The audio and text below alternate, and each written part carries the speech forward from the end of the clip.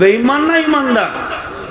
বেঈমান। আল্লাহ ওটাই বলছে, তোরা একটা পাল্লাতে 8টা চাপা আর একটা পাল্লাতে 3টি চাপা, 3টে মাল ডান পাল্লায় চাপা, বাম পাল্লাতে 8টা মাল চাপা। সে 8টা মালের নাম আমি বলছি। কুল ইন কানা আবাউকুম ওয়া আবনাউকুম ওয়া ইখওয়ানুকুম ওয়া আজওয়াজুকুম ওয়া আসীরাতুকুম ওয়া আমওয়ালুন ইকতারাফতুমুহা ওয়া তিজারাতুন তাকসাউনা কাসাদাহা ওয়া মাসাকিনু তারদাউনাহা। এই 8টা হলো কি? বাপের মহব্বত, সন্তানের মহব্বত, ভাইয়ের মহব্বত, বিবির মহব্বত, বন্ধু বান্ধবের মহব্বত। 5টা হলো সঞ্চিত মালের মহব্বত, যে মালকে তুমি সঞ্চয় করেছো তার মহব্বত, যে ঘরটা তুমি বানিয়েছো এই ঘরের মহব্বত। আর 8 নম্বরে হলো চাকরি বাকরি ব্যবসা বাণিজ্য যেটা রয়েছে এইগুলির মহব্বত। আর একবার বলছি, বাপের মহব্বত, বেটার মহব্বত, ভাইয়ের মহব্বত, আপনার বিবির মহব্বত, বন্ধুর মহব্বত, সঞ্চিত মালের মহব্বত, ঘর বাড়ি অট্টালিকার মহব্বত, এবং যে চাকরি বাকরি ব্যবসা বাণিজ্য তুমি করো তার মহব্বত। 8টা জিনিসের মহব্বতকে নিয়ে এসে একটা নারীর পাল্লায় দিয়ে দাও। এখন তোমার ডান দিককার পাল্লাটা ফাঁকা আছে, ওখানে 3খানা মহব্বত রাখো।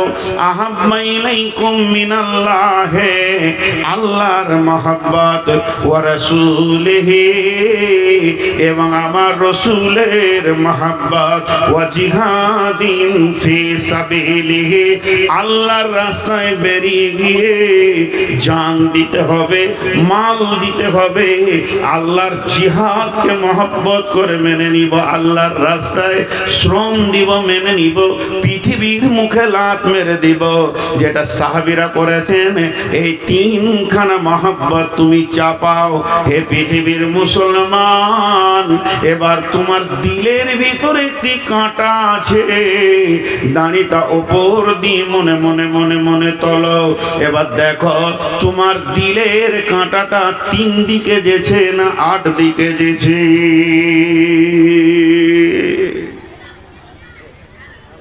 বিচার নিজের করেন। দিলের কাঁটাটা 8 দিকে যেছে না 3 দিকে যেছে? সবাই নিজের বিচার করব সাহাবীদের মতো, এবং হক কথা বলবো, জিভ দিয়ে মিথ্যা কথা বলবো না। আমাদের মহব্বত 8-এ বেশি না 3-এ বেশি? কথা বলে না? যারা 8-এ বলছেন কে কে বলছেন বলেন তো? 8-এ কে কে বলছেন? সবাই 8-এর দিকে আছি, হক কথা বলেছে, সত্য কথা বলেছে। 3-এর দিকে মহব্বত এক্ষুনি পরীক্ষা করব। আজকে চিন্তামণি গ্রামে 28 থেকে 30টা বিল্ডিং আছে, মসজিদটা এতিমখানা হয়ে আছে। ওদের যদি মহব্বত আল্লাহর ঘরে বেশি হতো তাহলে ওটা এতিমখানা থাকতো না। রসুলের ওপরে মহব্বত থাকলে এটা ইউনিভার্সিটি হতো। মিশন বলে যে একটা স্কুল আজ থেকে 20 বছর আগে ছিল না, 25 বছর আগে, 30 বছর আগে ছিল না। জন্ম নিল কিছুদিন আল আমিন মিশন, পৃথিবীকে মিশন শিখালো, জন্ম নিল। একটা মিশন তত্তর করে ওপর দিকে উঠছে, আর লাখ লাখ টাকা গোপনে ছেলেটা ভর্তি করলেন, 50,000 60,000 ডোনেশন দিচ্ছে। আর 70 বছরের মাদ্রাসা পি পি পি করছে। আপনি বললে হবে যে আমার এটার উপরে মহব্বত বেশি? রসুলের উপরে মহব্বত। একবার গালের মাফলারটা সরান, দেখি এখানে কটা ইমানদার আছে। সরান গালের মাফলারটা। মিথ্যা কথা, মিথ্যা কথা, মিথ্যা কথা। জি, এখানে 2টো ফ্যান আছে, ওইখানে ফ্যান 2টা ঘুরছে, পরপর করে ঘুরছে। রেগুলেটরটা আমার হাতে, আমি ডান দিকটা এমনি করে বাড়াচ্ছি আর বাঁ দিকটা কমাচ্ছি। বাঁ দিককার ফ্যানের শক্তি কমবে হাওয়ার, ডান দিককার শক্তি বাড়বে। আবার বাঁ দিকটা বাড়াচ্ছি, ডান দিকটা কমাচ্ছি। তো সারা পৃথিবীর সমস্ত শক্তির কন্ট্রোলার কে? আল্লাহ। এখন ইমিগ্রেশন যে এয়ারপোর্টে হয়, একটা দরজা আছে কম্পিউটার লাগানো, আর সেখানে সফটওয়্যার দেওয়া আছে কোন কোন মাল গেলে তুই সাউন্ডটা আলাদা করবি, কোন কোন মাল গেলে, আর কোন মালটা না থাকলে সাউন্ডটা করিস না। জি, তো জেদ্দা এয়ারপোর্টে আমাদেরকে বললো ঘড়ি, জুতা, মোবাইল সব ভরে দেন ব্যাগে, দিয়ে ওইদিকে পার করে দিলে। এবার তুমি খালি এসো। খালি দিয়েছি, কিন্তু ঘড়িটা খুলতে ভুলে গেছি, জুব্বার ভিতরে আছে। তো জটা লোক পেরোচ্ছে, টিক ঠিক চলে যা। আমি যেছি টিক টিক টিক টিক টিক টিক টিক, মানে ধর ওর কাছে যেটা নিয়ে যাওয়ার নয় সেটা নিয়ে যাচ্ছে। তো এখন যদি একটা কোরআনের দরজা করা যায়, যেদিকে ঢুকলে বলে দেবে এটা মুসলমান আর এটা ফাসেক, এটা মুসলমান এটা ফাসেক, কজন মুসলমান হয়ে পেরোতে পারবো ওই দরজায় বলেন?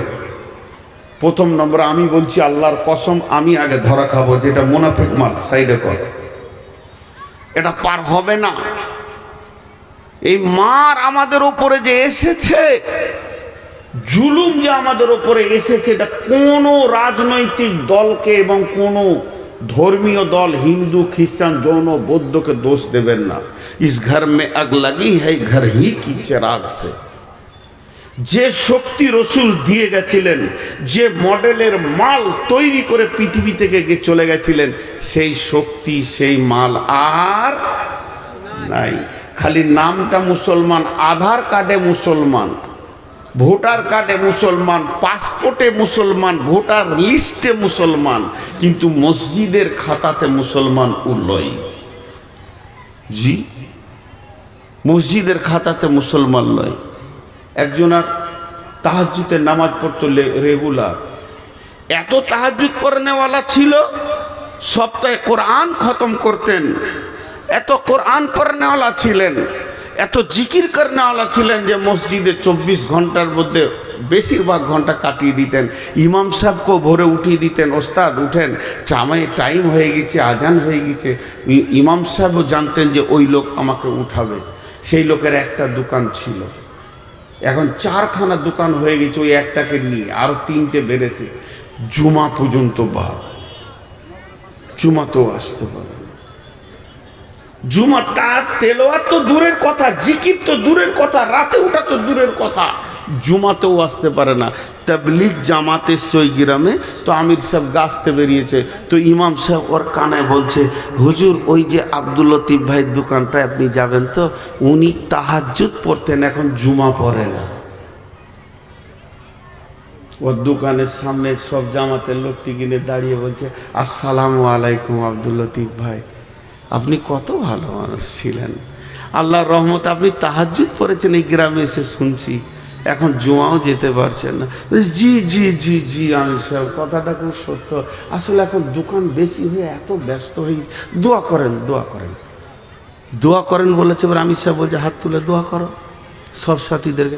এই আল্লাহ, আব্দুল লতিফ ভাই তাহাজ্জুদ পড়েছেন, সপ্তাহে কোরআন খতম করেছেন, সারা রাত তোমার দরবারে পড়ে কেঁদেছেন, এইরকম একটা মুসাল্লি মাবুদ গো এখন এত ব্যস্ত হয়ে গেছে।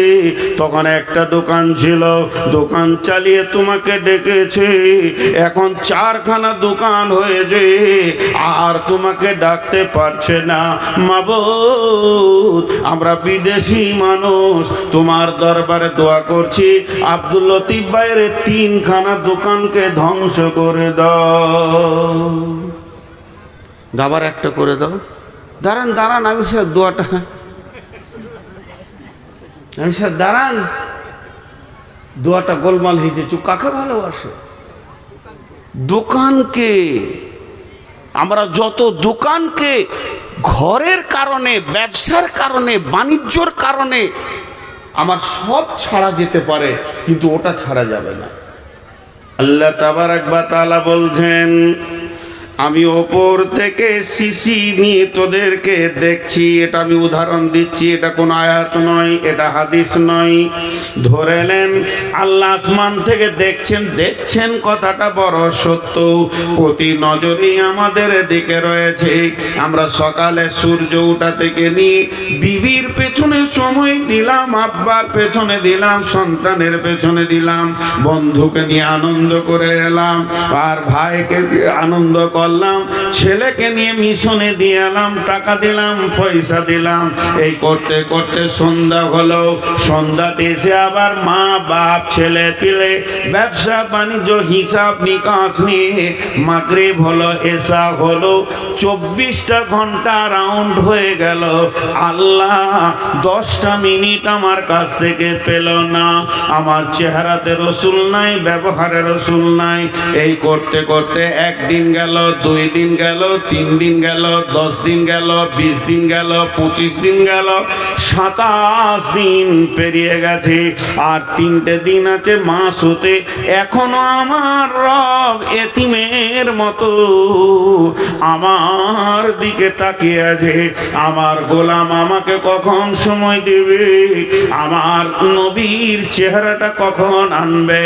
আমার গোলাম কখন আমার দিনকে বাঁচানোর জন্যে দোকানে তালা মারবে, ব্যবসায় তালা মারবে, বাণিজ্যে তালা মারবে, স্কুলে চাকরিতে ছুটি নেবে, মাঠে যাবে না, 3 দিন আল্লাহর রাস্তায় বেরিয়ে যাবে, মানুষের পায়ে ধরবে, আল্লাহর গোলামির জন্যে না বেনামাজির দরজায় যাবে, মাতালের দরজায় যাবে। গেল না। 28টা দিন গেল, 29টা দিন গেল, 30টা দিনে আল্লাহ পেল না, দিন পেল না, রসুল পেল না। আমার রব ওর দরজা থেকে বেজ্জতি হয়ে ঘুরে গেল। এই অবস্থায় আমার আল্লাহ একটা ভাষা ব্যবহার করছে। ভাষাটার নাম হচ্ছে ফাতারাব্বাসু, ফাতারাব্বাসু, ফাতারাব্বাসু, ফাতারাব্বাসু। সূরা তোবার মধ্যে রয়েছে। আল্লাহ বলছেন ফাতারাব্বাসু হাত্তা ইয়াতিয়াল্লাহু বিআমরিহি।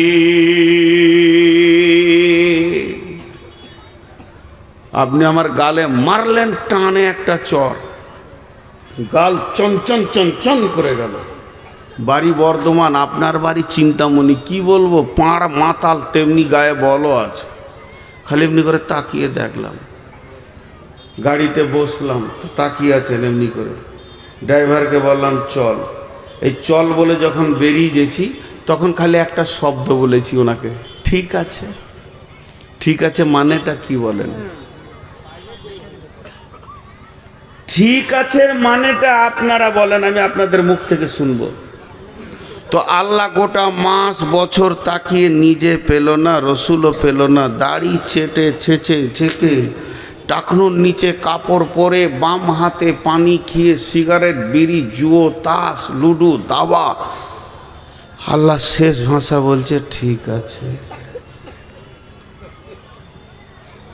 ঠিক আছে, মুদিকে আসতে দে। মুদি চলে এলো। আল্লাহ এমনি করে মুসলমানদের বেঈমানদের শক্তি কমাচ্ছে, আর ইমানদারদেরটা বেঈমানদেরটা বাড়াচ্ছে, ইমানদারদেরটা কমাচ্ছে। পিটা পিটা, এক ধার থেকে পিটা। জি, কাগজ কলম নিয়ে বসে যান, পিচবোর্ড নিয়ে আর কাগজ কলম নিয়ে বসে যান। ভারতবর্ষের নেতাগুলোর নাম একদিকে লেখেন। মোদি মুসলমানদের উপরে রাজি না নারাজ? নারাজ। অমিত শাহ নারাজ। তারপরে যোগী নারাজ। নারাজ নারাজ নারাজ। কাটতে কাটতে শেষকালে মমতা খালা নারাজ। কিছু মুসলমান মনে মনে নিয়ত করেছে মমতার শাড়িটা যদি পেয়ে যায় তো কিয়ামতের মাঠে আর চাদর লাগবে না, ওই ছায়াতেই পেরিয়ে যাব। এদের কুদাকুদিয়ে লাফালাফি দেখে আশ্বস্ত শ্বাস ফেলছে ওর কাছে, সব নারাজ। কিন্তু আল্লাহ তাবারাক ওয়া তাআলা কি বলছেন? وعد الله الذين آمنوا منكم وعملوا الصالحات لا يستخلفنهم في الأرض كما استخلف الذين من قبلكم। আরেকবার বলছি, এটা সূরা নূরের 55 নম্বর আয়াত।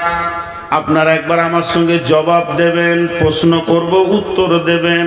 ওয়াদাল্লাহুল্লাযীনা আমানু মিনকুম ওয়া আমিলুস সলিহাতি লা ইস্তাখলিফান্নাহুম ফিল আরদি কামা ইস্তাখলাফাল্লাযীনা মিন ক্বাবলিকুম।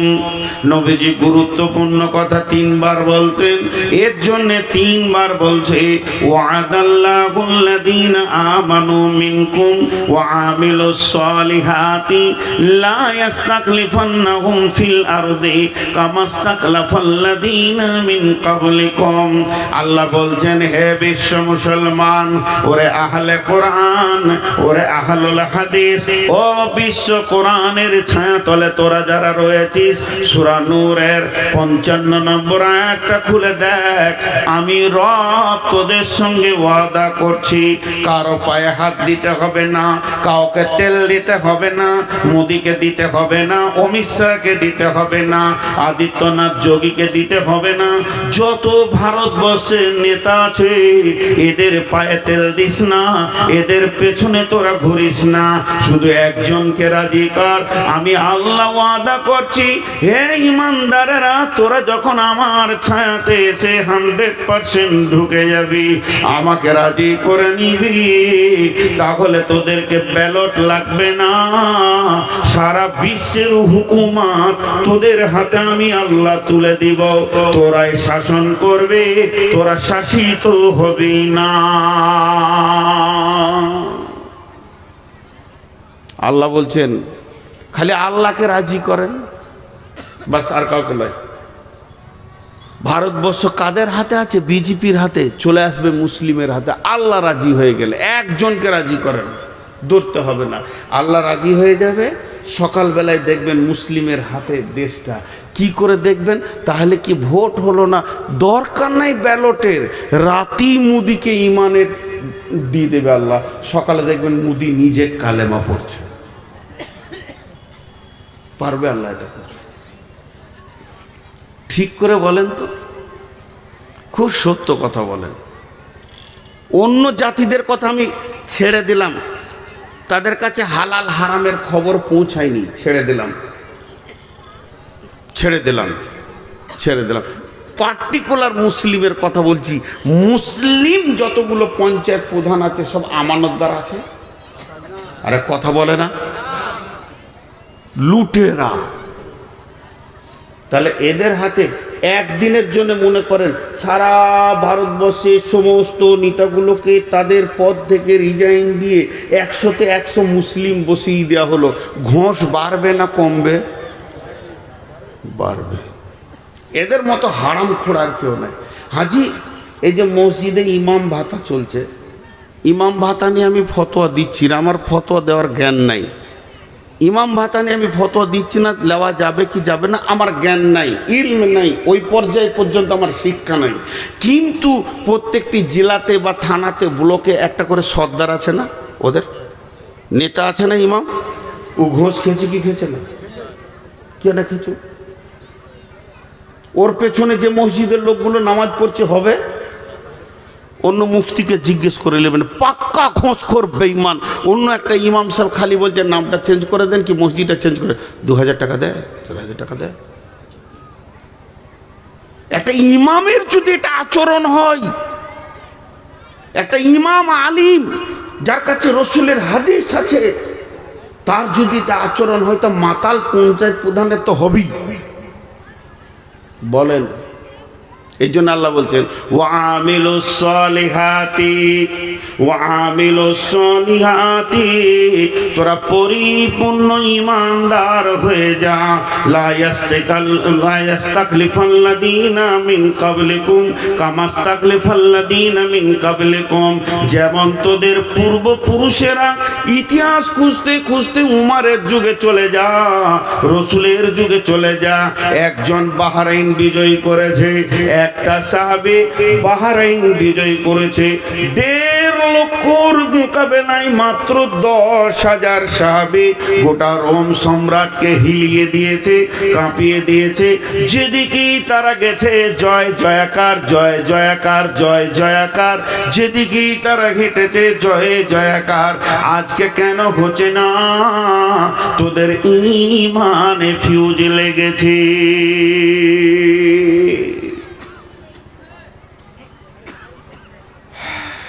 তোদের হাতে কেন আজকে দিচ্ছেন আল্লাহ? তোদের হাতে কেন রাজ্য দিচ্ছেন আল্লাহ? তোদের চরিত্র শেষ। আল্লাহ বেঈমানকে তো দেবে না।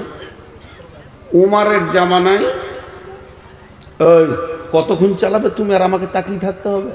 মোবাইলটা খুলে ঘর যাও, এখনো বসানো।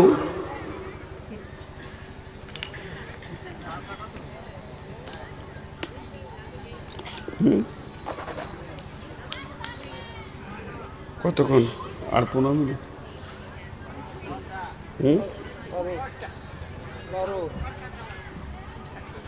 বলছে 12 ঘন্টা। কারণ বাবার ক্ষমতা আছে 12 ঘন্টা বলতে। আমার বড় ভাই বলছে 12 ঘন্টা। জি দেখেন, এখানে একটা মজার কথা আপনাদেরকে বলি। উমারের জামানার একটা ঘটনা শুনেন। সম্ভব্য ঠিকানাটা আমি সিরিয়া বলছি। একটা মাস্তান ছিল ডন। ডন কি হলো? সুইচ অফ হয়ে গেছে? হ্যাঁ, কথা বলে না। সুইচ অফ হয়েছে তো লাগাও। তো একটা ডন ছিল, খুব ধ্যান দিয়ে শুনেন। ডন ওই এলাকারও ডন, বেঈমান। বেঈমান, ইমানদার লয়। সেরকম চেহারা, সেরকম মোচ, আর সেরকম তাকালে মানুষ ভয় খেয়ে যেত। তো হযরতে উমার 2 জন সাহাবীকে পাঠালেন যে ওর কাছে ইমানের দাওয়াত দাও। খুব ধ্যান দিয়ে শুনবেন, ইমানি দাওয়াত দাও। গেল 3 মাস, 2 মাস লেগেছিল হেঁটে যেতে। কত দূরে ওর বাড়ি? মদিনা থেকে যাচ্ছেন সাহাবীরা। একটা লোককে ইমানের দাওয়াত দিতে। সেখানে গিয়ে যখন পৌঁছালো, ওকে তখন বলছে, আমিরুল মুমিনিন হযরতে উমর ফারুক রাদিয়াল্লাহু তাআলা আনহুর নেতৃত্বে আমরা এসেছি আপনার কাছে দাওয়াত দিতে। আখির নবী মুহাম্মদ রাসূলুল্লাহ সাল্লাল্লাহু আলাইহি সাল্লামের উপরে আপনি ঈমান আনেন এবং পৌতলিকতা ছেড়ে দিয়ে, বাপদাদার যে দেবদেবীর পুজো আছে ছেড়ে দিয়ে এক আল্লাহকে মানেন। ডনকে বলছে। তো ওই ডন যত পৃথিবীতে ছিল সাহাবীদের মতো কেউ ছিল না। তা কোনো ভয় নাই, দাওয়াত দিচ্ছে। তো ও তখন কি বলছে জানেন? ঈমান আনবো, 2টো শর্ত। যদি মেনে নাও তো এখনই কালেমা পড়ে নেব। বলে শর্ত 2টো কি? বলছে 1 নম্বর হচ্ছে উমার যত বড় রাজ্যটা চালাচ্ছে, যে বিশাল, কেউ বলে 12 লক্ষ 18 লক্ষ বর্গমাইল ধরে রাজত্ব চালাচ্ছে, এইটা অর্ধেক আমাকে দিতে হবে। আমি কালেমা পড়ব, এই রাজত্বটা অর্ধেক আমাকে দিতে হবে, একটা শর্ত। আর দ্বিতীয় শর্ত হচ্ছে উমারের বেটির সাথে আমার বিয়ে দিতে হবে। উমারের বেটি যেটা আছে ওর সাথে আমার বিয়ে দিতে হবে। তা এরা কি বললো জানেন? আচ্ছা, আমার নসিব খারাপ না ভালো? এতগুলো লোক হ্যাঁ নাও বলে না। রাগ করছেন নাকি আমার উপরে? তো এদিকে আমার ধ্যানে যেটা প্রশ্ন দিচ্ছি উত্তর দেন। আমার নসিব ভালো না খারাপ? নসিব আর কে জানবে। আমি বাইনে বসলি চাওয়ালা ঢুকে, ওকে ধরে নিয়ে আসেন, ওর 4 কেতলি সহ। কমিটির লোক যদি ওকে ধরে না নিয়ে আসেন তাহলে আমার বায়না এখান থেকেই স্টপ থাকবে। আমি 1 চু লাগাবো না। ওর 4 কেতলি নিয়ে আসেন আগে। ওর 4 কেতলি নিয়ে আসেন। ওই পাশে কে বসে আছেন ভাই, ওর কেতলি আর চাটা নিয়ে আসেন এখানে, আর ওকে ধরে নিয়ে আসেন। ওই তুই এইদিকে আয়, ওই চাওয়ালা, ওই এদিকে আয় তুই।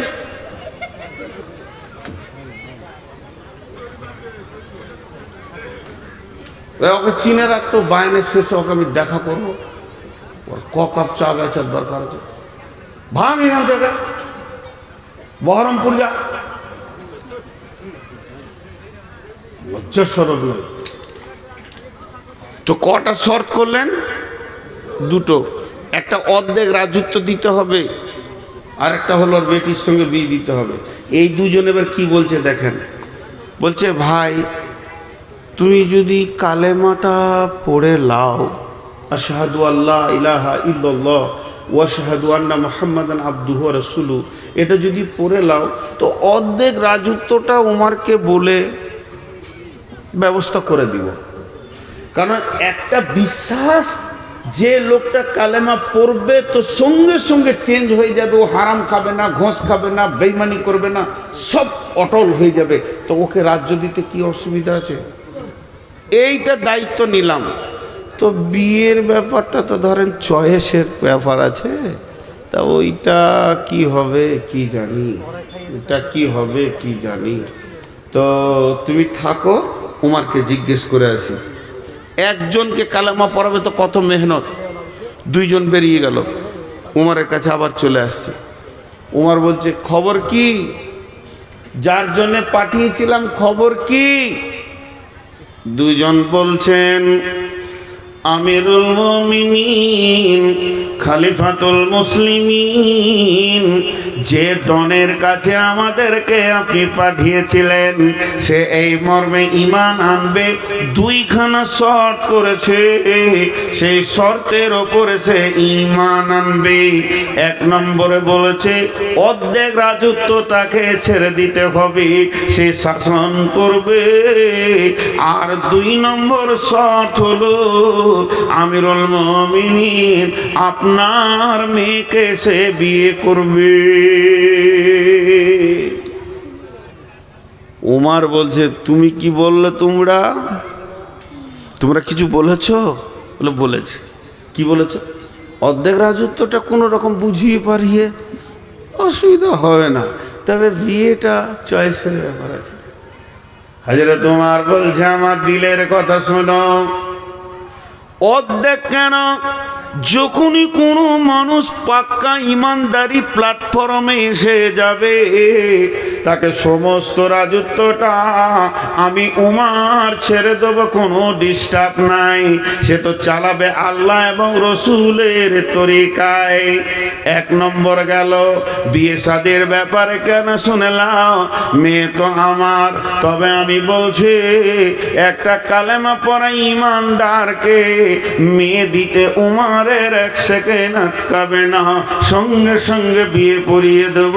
যাও তোমরা তাকে কালেমা পড়তে বলো। তাহলে ইমানদারের প্রতি ভরসা কত? তাহলে বলেন একটা ইমানদারের প্রতি ভরসা কত? আর যে রায় ইমামের শুধু একটুকু লিডারই পেয়েছে, এতেই যদি ঘোষ খায়, ওই ইমামগুলোকে যদি একবার মোটামুটি মুখ্যমন্ত্রী বা এমএলএ এমপি করে দেওয়া হয়, কি করবে বলেন তো? কি করবে বলেন? চরিত্র কোথা চলে গেছে সহিহ হাদিস এবং কোরআনের তার পেটে থাকার পরেও। এবার এরা দুজন আবার হাঁটতে লাগলো। যে গ্রামে ডনের বাড়ি ওরা সেই পর্যন্ত পৌঁছে গেল। এবার গ্রাম ঢুকবে, গ্রামের কাছাকাছি হয়তো বা 100-200 গজ রাস্তা বাকি আছে। তখন দেখছে গ্রাম থেকে একটা জানাজা আসছে, খাটে লাশ আছে, দল বেঁধে লোক দাফন করার জন্য বেরিয়ে আসছে। এরা দুজন জিজ্ঞেস করছে কে মরেছে, কার জানাজা হবে, ইহুদি না নাসারা না মুসলমান, কাকে দাফন করা হবে? এদেরকে বলা হচ্ছে তোমরা যে ডনের কাছে এসেছিলে ওই হতভাগাই মরে গেছে। তখন এরা বলল হতভাগা রে, তোর কপালে আর মানে ঈমান আল্লাহ লেখেনি, বেঈমান হালাতি পৃথিবী থেকে চলে গেল। তার মানে একটা ঈমানদারের ওপর কত ভরসা থাকা দরকার। মুসলমান জুয়োতে পাবে এদেরকে বেশি, মুসলমান সুদের ময়দানে এদেরকে বেশি, মুসলমান জেনার ময়দানে রান্ডিখানায় এদেরকে বেশি, যেখানেই বেশ্যাখানা মুসলমানের ছেলে বেশি, অন্য মনে আদা ছেলে পাওয়া যায় না। শুধু তাই নয়, তাসে লুডুতে দাবাতে মদেতে মুসলমান তুমি বেশি। এখন এত বেশি শয়তান গ্রাস করে নিয়েছে, মুসলমানের আসল শক্তিটাই শেষ হয়ে গেছে। আল্লাহর নবী বলছেন আমার উম্মত ওহান রোগে ভুগবে। সাহাবীরা প্রশ্ন করলেন মা ওহান, ইয়া রাসূলুল্লাহ ওহান জিনিসটা কি? নবীজি বললেন হুব্বুদ দুনিয়া কারাহাতিল মত। আমার উম্মতের ভিতরে পৃথিবীর মহব্বত বেড়ে যাবে এবং মত বা আখিরাতকে সে ঘৃণা করবে। তখনই আমার উম্মত দুর্বল হয়ে যাবে, অন্য জাতি এসে লাত মরবে। দলদলেতে পড়েছে হাতি, ব্যাঙে মারছে লাথি। হাতি দলদলেতে পড়ে গেছে আর ব্যাঙ হাতির মাথায় লাত মেরে চলে গেছে। এমন মুসলমান এদের অবস্থা, এরা সবকে শেষ করে দিয়েছে। একবার নিজের নাফসের দিকে তাকিয়ে দেখি।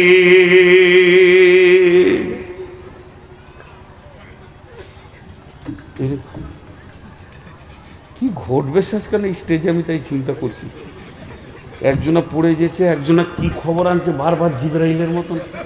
হ্যাঁ হ্যাঁ, তাই তো মনে হচ্ছে।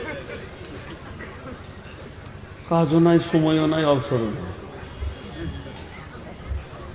খালি মনে হচ্ছে আমার বিরুদ্ধে প্ল্যান চলছে। তাহলে আমাকে বাহিনী করতে ভালো লাগবে?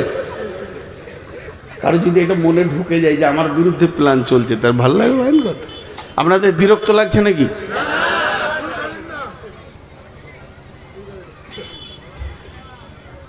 ওই লোকগুলো দাঁড়িয়ে দাঁড়িয়ে শুনছে, আমাকে কষ্ট লাগছে। কেন কষ্ট? মহব্বতের জন্য বলছি। পায়ের নিচে বসার কিছু নাই। তো এ হয়ে গেছে আমাদের আজকের সব থেকে বড় ক্ষতি। ইসলামকে কি বলেছেন রাসূলুল্লাহ সাল্লাম? প্রাসাদ। সহিহ বুখারীর হাদিস। ইসলাম হলো একটা প্রাসাদ। সেই প্রাসাদে যতগুলো ইট লেগেছে, প্রথম ইটটাকে হযরত আদম আলাইহিস সালাম, আর শেষ ইটকে নবী মুহাম্মদ রাসূলুল্লাহ সাল্লাম। তার মানে কম বেশি 1.5 লাখ ইট লেগেছে। ওই প্রাসাদটা তৈরি করতে কত ইট লেগেছে? কম বেশি, অ্যাকুরেটি বলছি না, কম বেশি 1.5 লক্ষ। প্রাসাদ মানে কি? প্রাসাদ মানে সুন্দর সাজানো ঘর। বুঝতে পেরেছেন?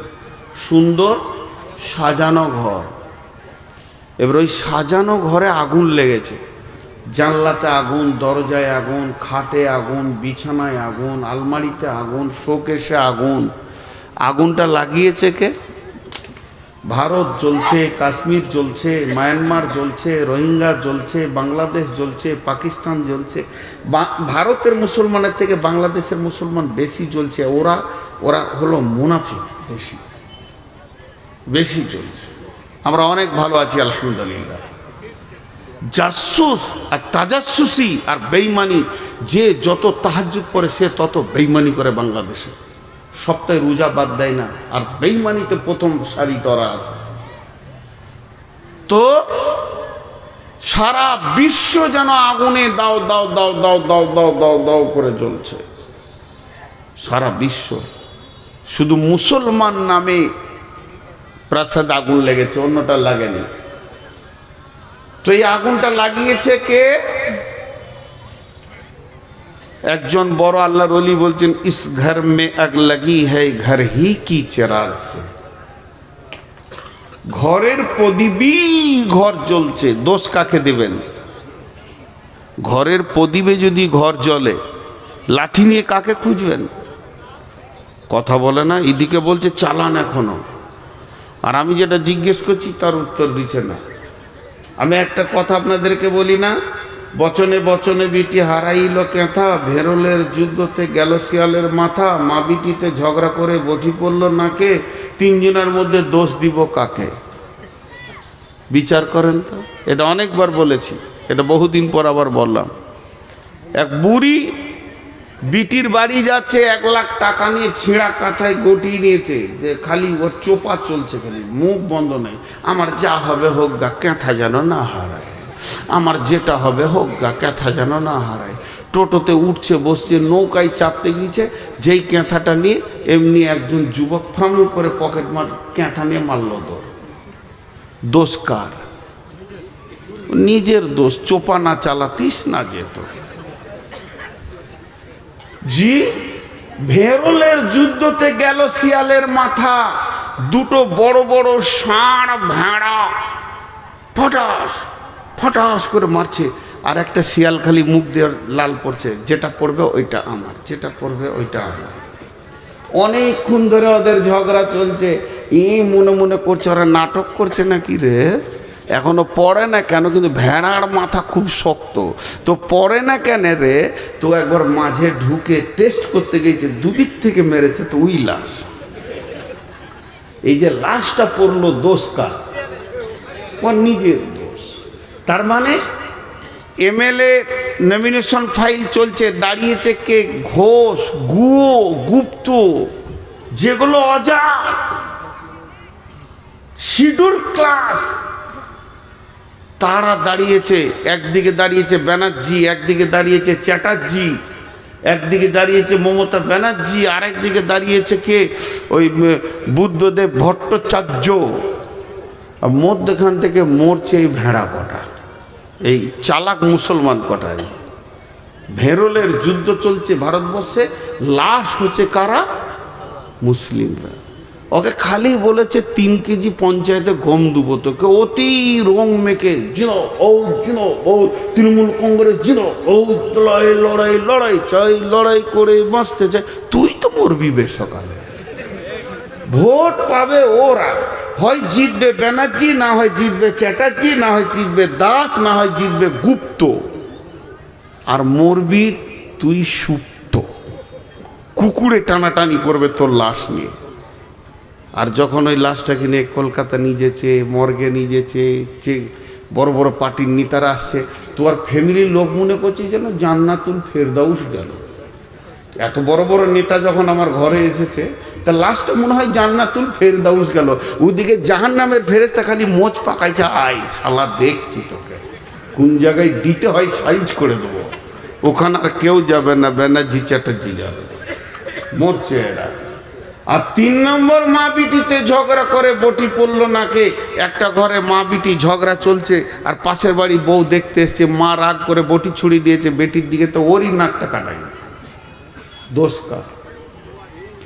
আল্লাহ তাবারাক ওয়া তাআলা বলছেন, قل إن كان آباؤكم وأبناؤكم وإخوانكم وأزواجكم وعشيرتكم وأموال اقترفتموها وتجارة تخشون كسادها ومساكن ترضونها أحب إليكم من الله ورسوله وجهاد في سبيله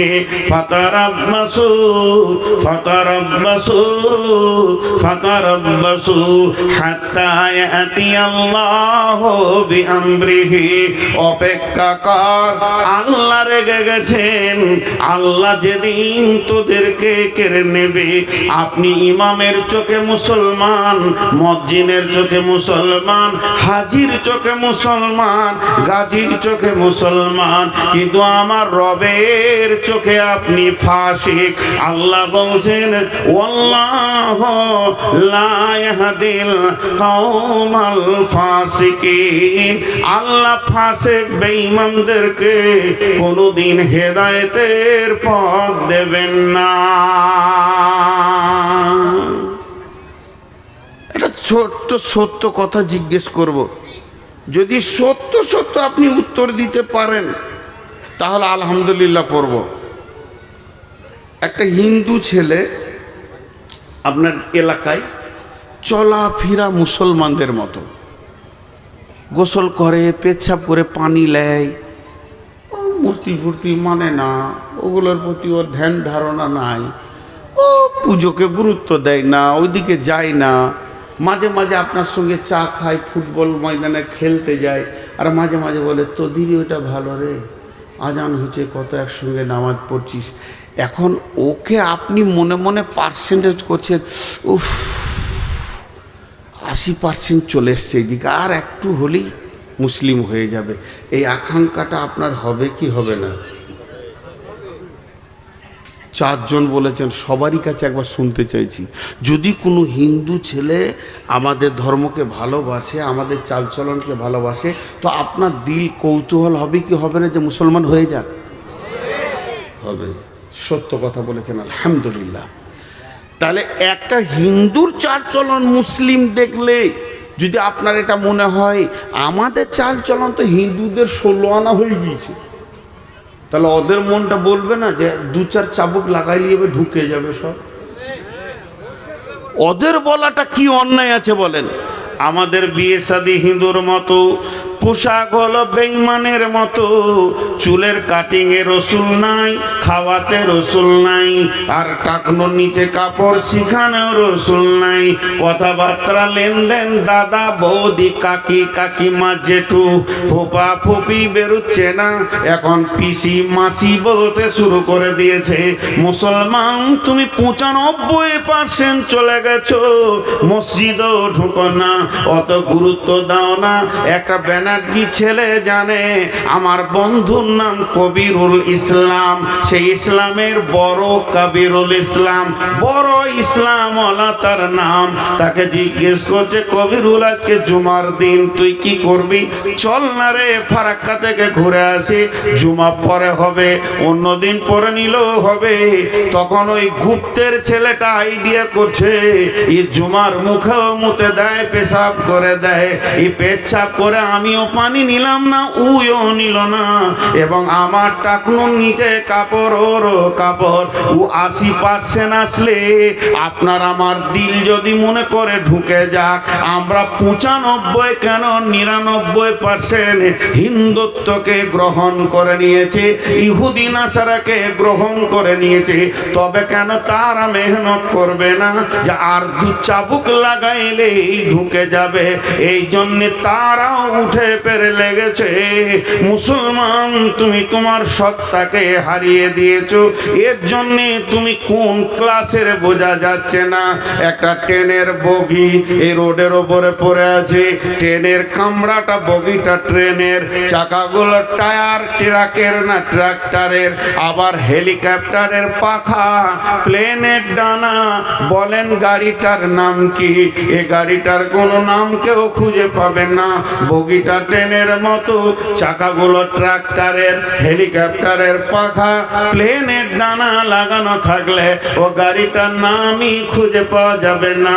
তো মুসলমানের নামগুলি মুসলমান, চালচলন হিন্দুর মতো, কথাবার্তা বৌদ্ধর মতো, এবং এদের বিয়ে শাদী ইহুদির মতো, মাথার চুল ইহুদির মতো। এই জাতটার নাম কি কেউ খুঁজে পাবে না। সবাই চাইবে চাবুক লাগা আমাদের দিকে ঢুকিয়ে নি। এই সাহসটা বিশ্ব নবীর সাহাবীর কাছে কেউ করতে পারেনি। অভাব, আব্দুর রহমান ইবনে আউফের অভাব, এ আউফ নয়, আব্দুর রহমান সাহাবীটার নাম। অভাব, ঘরে 2-1 দিন খাবার নাই, অভাব চলছে, ধার করতে গেছে, ঋণ করতে গেছে উমাইয়ার কাছে।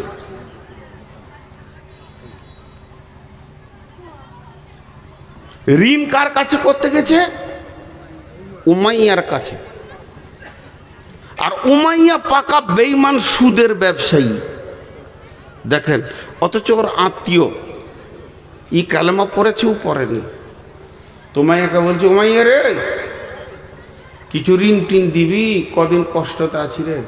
বলে, তোকে কি করে ঋণ দেবো, তুই যে সুদ দিবি না রে। তো উত্তর দিচ্ছে, খেতে না পেলেও তোকে সুদ দেবো না, মরে যাব তাও ভালো, সুদ দেবো না, কালেমা পড়েছি। কি বলছিস তুই বল? এর নাম ইমান, এর নাম ইমান। আর কালকে যদি এজেন্ট ঢুকে যাই চিন্তামণি, ফতেপুরে, এইখানে ছাইতনিতে, যত এলাকার লোককে চিনি বা আমার গ্রামে, খালি ওকে ডেকে চায়ের দোকানে বলছে এত এত টাকা জমা করলে এই মাসে এত, এই মাসে এই হয়ে যাবে, এই 3 মাসের মধ্যে 4 কোটি টাকার মালিক বলেছে, ও কাউকে শুধবে না, লাগেন আমার একটা নাম দিন, কি লাগবে, ছবি লাগবে, আধার কার্ড, এই আধার কার্ডে দিয়ে ঢুকে পড়লো। সাহাবীদেরকে পারেনি, পেটের অভাবও পারেনি।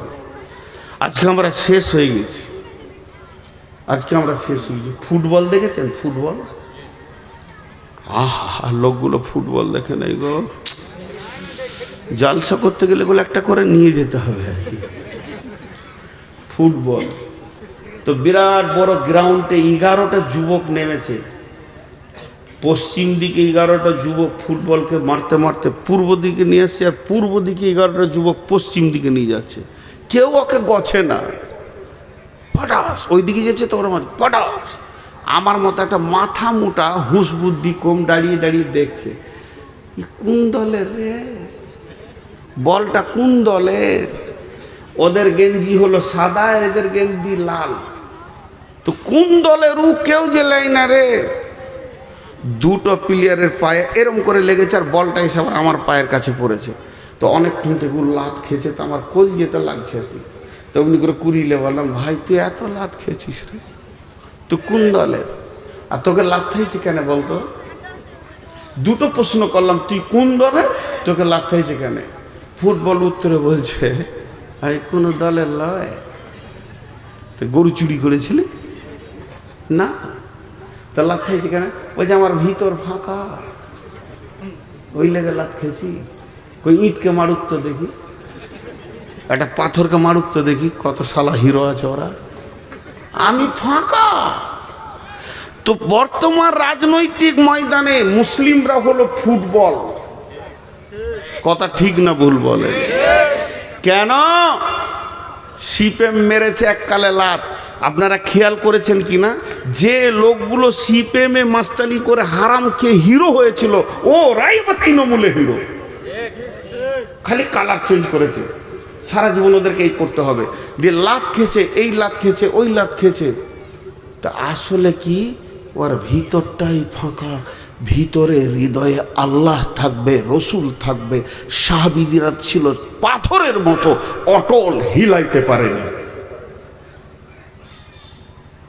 কিন্তু এরা লাত খেয়েছে, ওই জন্য শেষ হয়ে গেছে। আল্লাহ তাবারাক ওয়া তাআলা বলছেন, এতক্ষণ তো সমস্যার কথা হলো, সমাধানের মাত্র 2টি আয়াত আপনাদের সামনে তুলে ধরছি।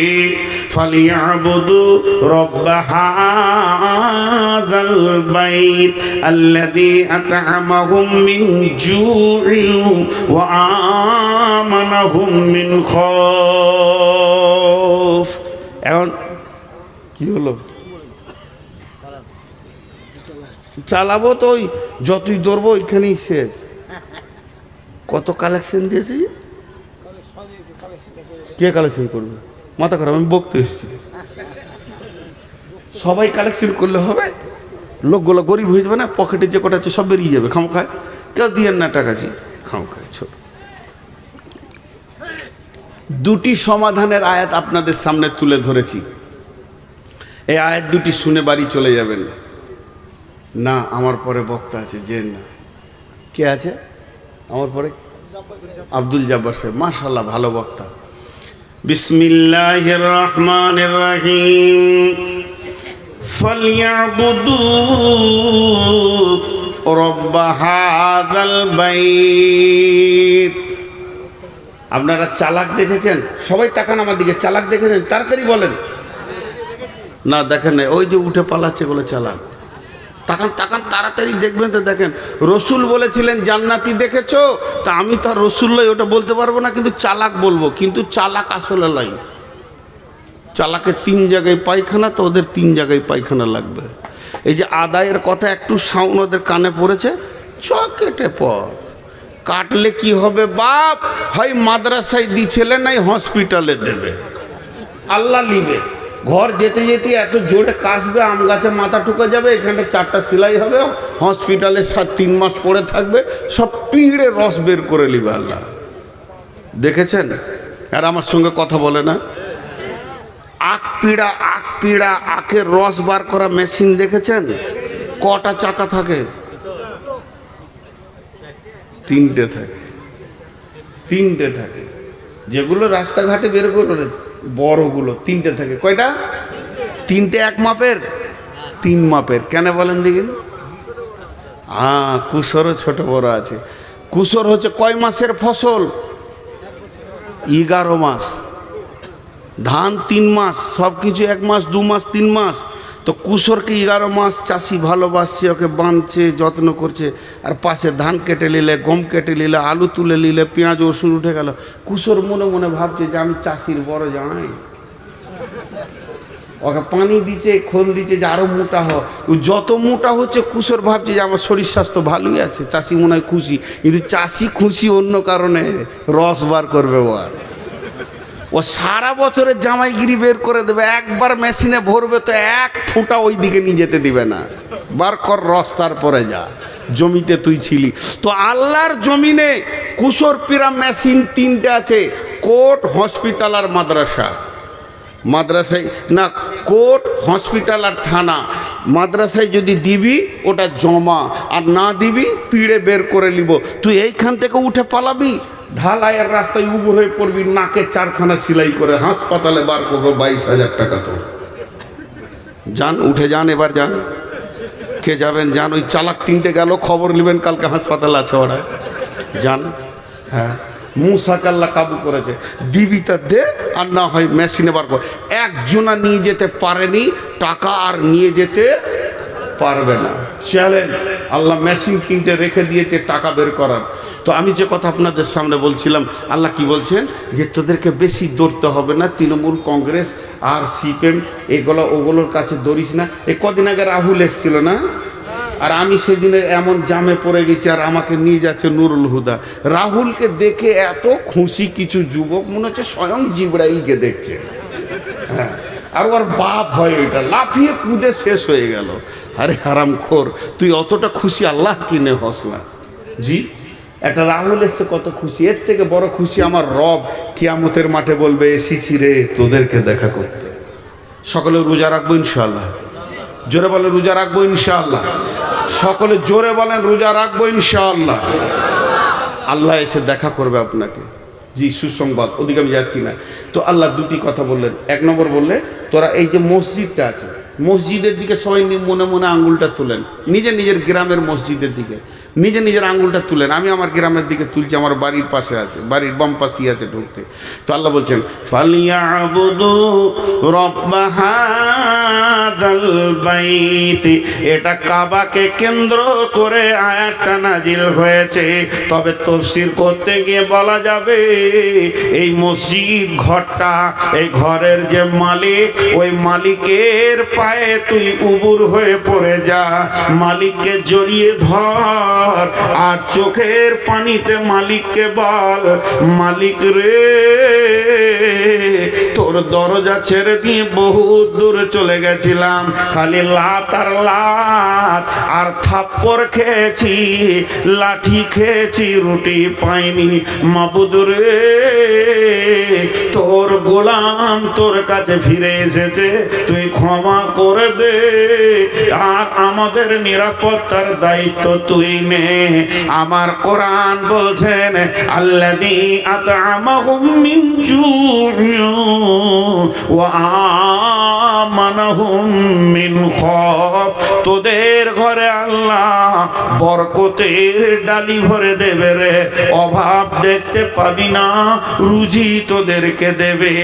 আর তোদেরকে যেদিক থেকে আযাব আসুক, মারপিট আসুক না কেন, আল্লাহ নিরাপত্তার চাদর দিয়ে ঘেরে নেবে। আল্লাহ তোদেরকে নিরাপত্তা দেবে। একটি কথা যিনি মুসলমান তিনি মুখ দিয়ে বলবেন, যিনি অন্য কোনো জাতি যদি থাকেন তা আপনি বলিয়েন না, কোরআনে একটা শব্দ ভুল আছে?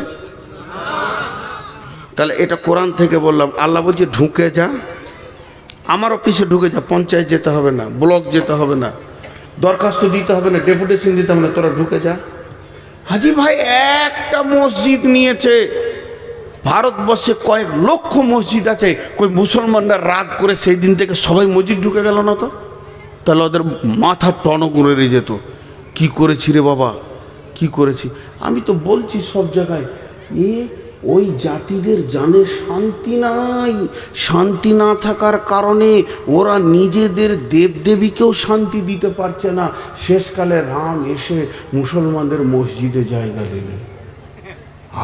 আমার জানটা এতদিনে ঠান্ডা হলো। যতগুলো ঠাকুর আছে সব ঢুকবে মসজিদে, যাবে কোথা? কদিন পরে মুদিও ঢুকবে, দাঁড়ান কালেমা পড়বে, এই কেবল দাড়ি ছেড়েছে। জি, অমিত শাহ শান্তি পাবে না মসজিদ ছাড়া। আল্লাহ ওদেরকে হেদায়েত দেখ, না হয় ধ্বংস করে দেখ। আমিন, আল্লাহুম্মা আমিন।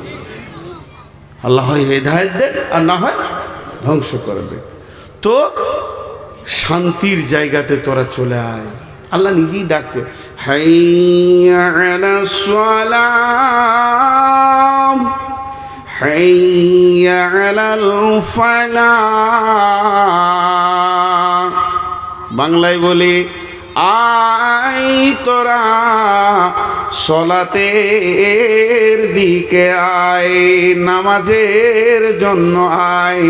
আজানটা যদি বাংলা হয় তো এরকম হবে, আয় আয় তোরা নামাজের দিকে আয়।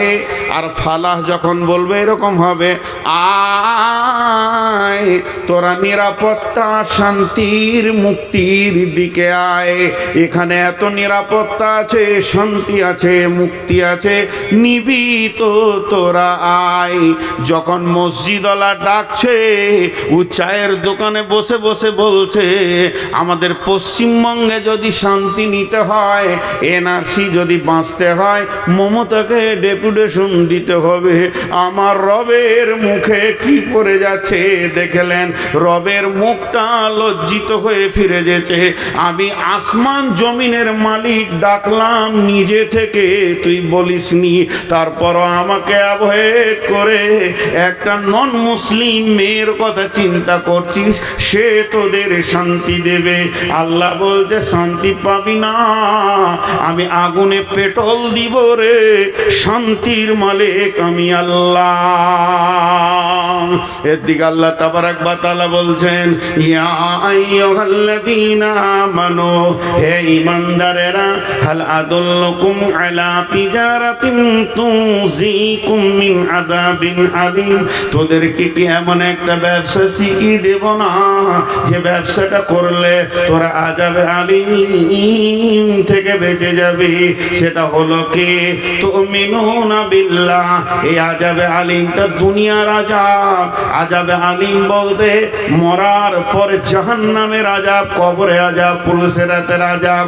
তার মানে দুনিয়াতেও হিরো, আখিরাতেও হিরো হয়ে যাবে। তোদেরকে সব সময় সালাম দেওয়া হবে, অসম্মান করা হবে না। সেটা কি? প্রথম হচ্ছে তুমিনুনা বিল্লাহি, আল্লাহর উপরে কামিল ঈমান আন, আল্লাহকে জড়িয়ে ধর, আল্লাহকে আপন বানাও, আল্লাহর ব্যাপারে আকীদা ঠিক কর। আল্লাহ যা যা বলেছে তা তা কর, আল্লাহ যা ছাড়তে বলেছে তা ছাড়, আল্লাহ যা ধরতে বলেছে তা ধর। ওয়া রাসূলিহি, এবং রসুলের চেহারাটা তুই নিয়ে আয়, রসুলের সুন্নত ছাড়িস না। স্বয়ং নবীজি বেঁচে আছেন, স্বয়ং নবীজি বেঁচে আছেন, স্বয়ং নবীজি বেঁচে আছেন। সাহাবীরা জিহাদের ময়দানে গিয়ে 3 দিন মহড়া চলছে, কিন্তু বিজয়ী আনতে পারছে না। তারা আপসে আলোচনা করলো যে আমাদের কি ত্রুটি রয়েছে, ইঞ্জিনের সবই রয়েছে কিন্তু চালু হচ্ছে না কেন? দেখা গেছে শুধুমাত্র নজলে হাওয়া ঢুকে গেছে। ক্ষুদ্রতম একটা ত্রুটির কারণে বিরাট বড় জিসিবি যে সমস্ত মাটিকে কেটে দেবে, সেই স্টার্ট হচ্ছে না। তিল মানে নজলে হাওয়া ঢুকে গেছে, সেই এত বড় কাজ করছে। সাহাবীরা আপসে মাসওয়ারায় বসে গেলেন যে আমাদের কি ত্রুটির কারণে আমাদের মতো জিসিবি আটকে যেছে বেঈমানদের কাছে। তারা দেখলো 3 দিন আমাদের মেসওয়াক করা হয়নি, দাঁতন করা হয়নি। এটা ফরজ নয়, এটা ওয়াজিব নয়, এটা সুন্নতে রাসূল। একটা সুন্নত না থাকার কারণে আমরা এত দুর্বল হয়ে গেছি, বেঈমান মূর্তি পূজকের কাছে আমরা আগাতে পারছি না। অতএব তারা বলল আগামী সকালেই উঠে প্রথমে ডাল ভেঙে দাঁতন করো। সমস্ত সাহাবীরা একসঙ্গে রসুলের সুন্নতকে জীবিত করার জন্যে যে গাছের ডাল ভেঙে দাঁতন করতে শুরু করেছে, এদের দাঁতন কড়া দেখে বেঈমানেরা ময়দান ছেড়ে পালিয়ে গেছে। আজকে এত রেগে গেছে রে, কাউকে বাঁচিয়ে রাখবে না। তাহলে একটা সুন্নতির যদি এত মজবুত ক্ষমতা হয়, বুলেটের মতো ক্ষমতা হয়, ও নবী মুহাম্মদের উম্মত তুমি দাড়িকে চেঁচে ফেলে দিয়েছো, জিহাদের ময়দানে নেমে তোমার কোনো লাভ হবে না। প্রিপারেশন নিতে গেলে যেমন যেমন কাজ তেমনি তেমনি কাজ সাথে নিতে হয়। জিহাদের প্রথম শব্দ হচ্ছে তুমিনুনা বিল্লাহ, আল্লাহকে সঙ্গে লাগবে, ওয়া রাসূলিহি, পূর্ণাঙ্গ রসুলের সুন্নতকে জড়িয়ে ধরতে হবে, ওয়া জিহাদিন ফি সাবিলিহি, এরপরে তুমি জিহাদের দিকে পা বাড়াবে। তুমি যদি একা হও রোম সম্রাটকে গ্রহণ করবে, তুমি যদি 2 জন হও ভারতবর্ষ তুমি দখল করবে, পাশে মায়ানমার, বাংলাদেশ, চীন, জাপান, আপনার কিনা ভুটান, নেপাল কেউ বাদ যাবে না, সব তোমার মুষ্টির ভিতরে চলে আসবে। এত পাওয়ার বাড়বে যদি সুন্নতকে আল্লাহকে সাথে রাখতে পারো। এরপরে তুমি যেদিকে পা বাড়াবে ওই দিক মহাসমুদ্র তোলপাড় করছিল, সেও পর্যন্ত হাই রোডে পরিণত হয়ে যাবে।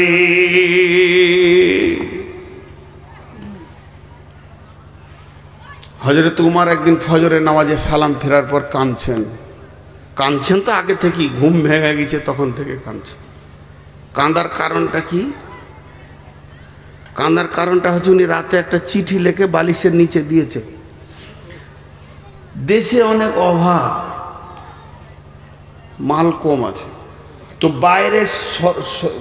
বিদেশের কোনো সম্রাটকে, প্রধানমন্ত্রীকে চিঠিটা লিখেছে আপনি কিছু মাল পাঠান, যে মাল দিয়ে আমি দেশটা কিছুদিন চালাবো, আবার মাল হয়ে গেলে দিয়ে দিব।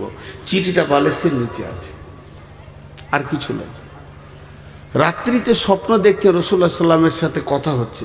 আল্লাহ নবী বলছেন ওমর তোমাকে আমি চালাক মনে করতাম, বাস, আর কিছু বলেনি। মানে কথার ভঙ্গিতে রাসূলুল্লাহ সাল্লাল্লাহু আলাইহি ওয়াসাল্লাম নারাজ, কথার ভঙ্গিতে রাসূলুল্লাহ সাল্লাল্লাহু আলাইহি ওয়াসাল্লাম নারাজ। তো হযরত উমর ডুকরে ডুকরে কাঁদছেন, আমার উপরে নবীজি নারাজ হয়ে গেছে। সাহাবীদেরকে বলছে তোমরা আমাকে সাহায্য করো, আমি কি ভুল করেছি যে রসুল নারাজ হয়ে গেছে। সাহাবীরা বলছে রাসূলুল্লাহ, ইয়া আমিরুল মুমিনিন, আপনি প্রতিদিনের মতো আমল করেছেন, কিছু বাদ গেছে? না। কিছু বেশি করেছেন? না, যা যা আমল করি তাই করেছি। কাঁদছে, বলছে একটা কাজ করেছি। কি? বলে বিদেশে চিঠি লিখেছি, দেশে অভাব চলছে তো, বালিশের নিচে রাখা আছে, আজকে সকালে পাঠাবো কাউকে দিয়ে, এটা ভেবে রেখেছি। সাহাবীরা বলেন আমিরুল মুমিনিন, খলিফাতুল মুসলিমিন, আপনি কত বড় ভুল করেছেন। দেশে অভাব চলছে, বিদেশকে চিঠি লিখেছেন, অথচ কাছে আল্লাহ আছে, দরখাস্ত দিলেন না। এটাই নবীজি মেনে নিতে পারেননি, তাই আপনাকে ছোট করে কথা বলেছে। উমর রে, তোমাকে চালাক মনে করতাম, এটা কি আপনি খাপা পাগলার বোকার মতো কাজ করেননি?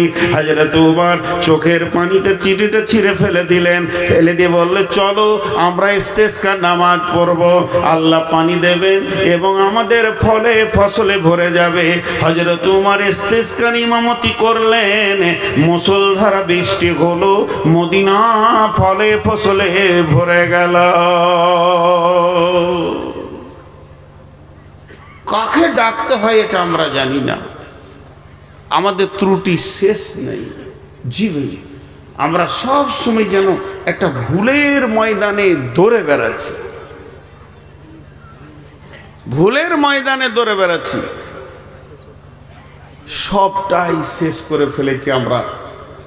তো শেষ বক্তব্যে দুটি জিনিস বলি। এই যে আমার দাড়িটা আছে, এই দাড়িটাকে আমি কোন একটা ভুল করেছি, সভাপতি ভাই বন্ধু মানুষের মতো কোন একটা ত্রুটি হয়ে গেছে, এখানকার যুবক ধরে দাড়িটাকে চেঁচে ফেলে দিয়ে ওটাকে রাস্তায় ফেলে জুতা করে লগড়ে চেন টেন ওর উপরে পেচ্ছাপ করে দিল। সহ্য করতে পারবেন আপনারা?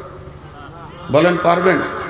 তাই যদি না পারেন, যারা দাড়ি চেঁচেছেন বলেন ওই দাড়িটা কোথা আছে?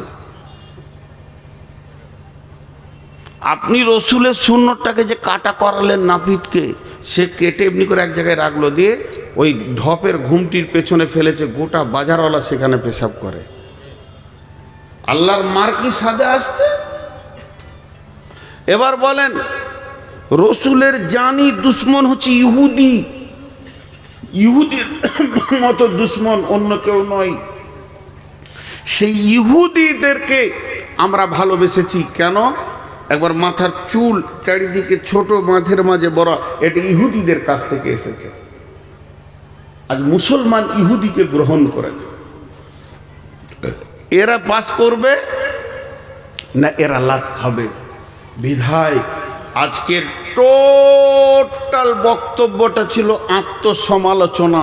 আমি আমার লিকটা মারি, আমি আমার টিউবের লিকটা মারি, নিশ্চয়ই আমার চাকা আগা দিয়ে গড়বে।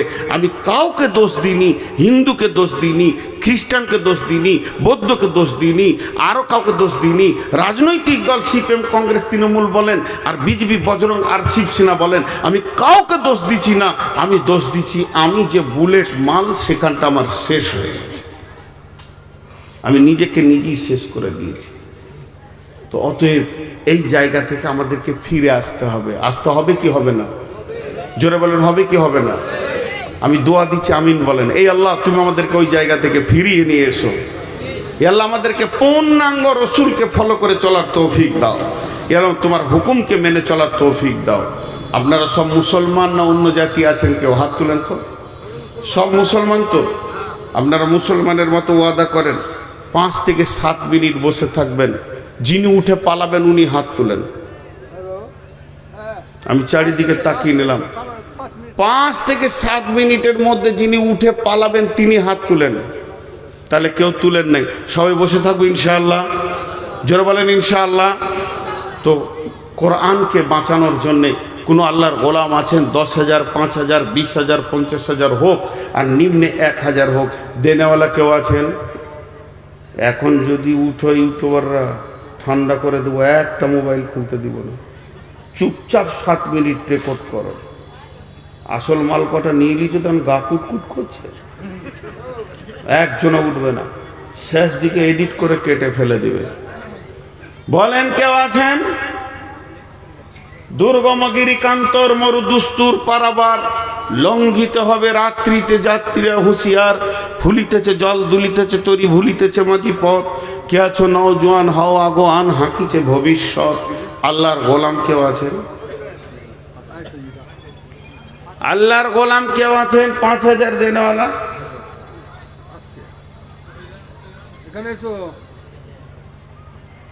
একজন ওখানে টাকা দিবেন না, বকিছি আমি, আমাকে দিবেন। যে এলো চষে সে রইল বসে লাড়া কাটাকে ভাত দিতে সেতেছে, ওইখানে দিয়ে বলছে 5,000। তা আমি কেন বকলাম? লোড আদায় করো। মাশাল্লাহ, কত? 5,000 টাকা। মাশাল্লাহ, আল্লাহ কবুল করুন এবং জানমালে বরকত দান করেন এবং ইমানি জজবাতে পৃথিবীতে বাঁচিয়ে রাখুন। ইমানি হালাতে আমাদের সকলকে মহৎ দান করুন। জি ভাই, আর কেউ আছেন? 5,000, 10,000 দেনেওয়ালা মা বোনেরা কানের দুটা খুলে দিয়ে পাঠান, তবে কোনো ছেলে মানুষ মেয়ে ছেলে দেবেন না। মুরব্বী খালামা যিনারা আছেন তেনারা দেন। ছেলে মানুষ ঝোঁকে দিয়ে দেবে, ফ্যামিলিতে সমস্যা সৃষ্টি হবে, দিতে হবে না। কিন্তু খালামা যারা আছেন, যিনি মুরব্বী, বাড়ির সমস্ত পাওয়ারকে নিজের হাতে রাখেন, ওই রকম খালামা দুটা কানের খুলে দিয়ে আল্লাহর কালাম পাকের সম্মানটা আপনি বাড়িয়ে দেন। কোন মা আছেন একবার নাকেরটা দিয়ে পাঠান। আল্লাহর রাস্তে। জি এখানে কেউ আছেন আল্লাহর গোলাম? 1000 বলেন, 2000। এই দেখো চলে এসছে।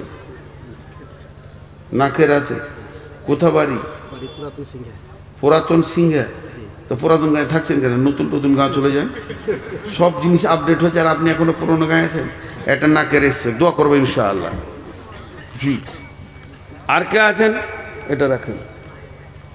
আমি কানা, বেনামি, ফতেপুর। খবরে আর এগুচ্ছে না। কে? মা দিয়ে পাঠিয়েছে। দোয়া করবেন, আব্বা নাই, মারা গেছে। আচ্ছা আচ্ছা ঠিক আছে ঠিক আছে। আচ্ছা আচ্ছা মৌলানা সাহেবের জন্যে ওনার স্ত্রী দিয়েছেন, এনার মা দিয়েছেন আব্বার জন্যে।